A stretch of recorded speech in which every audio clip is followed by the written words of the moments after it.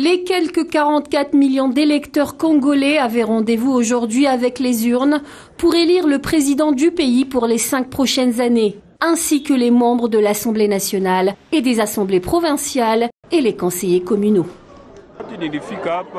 Quand je suis arrivé ici, la première chose que j'ai faite a été de chercher mon nom au bureau de vote. Cela ne m'a pas pris longtemps, je l'ai trouvé très vite. Ils ont appelé la première personne dans la file et j'étais très proche, alors je suis entré et j'ai voté pour 4 personnes. Le président de la République, le député national, le député provincial et le conseiller local.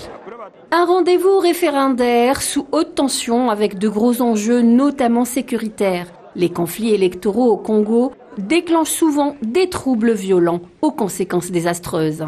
Pour permettre le déroulement de ces élections générales dans le calme, la Direction générale de migration a annoncé la fermeture ce mercredi des frontières terrestres, maritimes et aériennes du pays. Des retards ont été signalés dans plusieurs villes de l'Est du Congo et dans la capitale Kinshasa, le matériel de vote n'étant pas arrivé au bureau et les listes électorales n'étaient pas publiées. Mais c'est un chaos total. Vous voyez, il n'y a pas d'organisation. Tout ce monde, jusqu'à 17h, même 18h, est-ce qu'ils peuvent voter?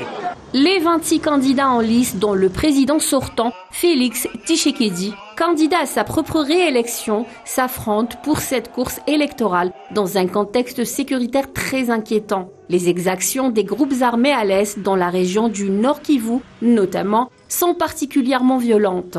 Ces derniers jours ont d'ailleurs vu une détérioration de la situation avec la prise de Mushaki dans le Nord Kivu le 7 décembre dernier par le groupe armé M23, à laquelle s'ajoutent d'importants déplacements de population. La RDC est un des pays au monde à plus forte proportion de déplacés internes. La récente résurgence du M23 a déclenché une querelle diplomatique avec le Rwanda voisin que les experts du Congo et de l'ONU accusent de soutenir les milices, alors que le Rwanda nie toute implication.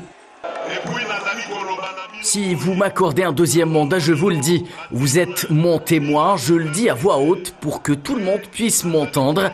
Dès le premier coup de feu qu'ils tireront, je rassemblerai le Parlement au Congrès car la Constitution me le permet ainsi et je déclarerai la guerre au Rwanda.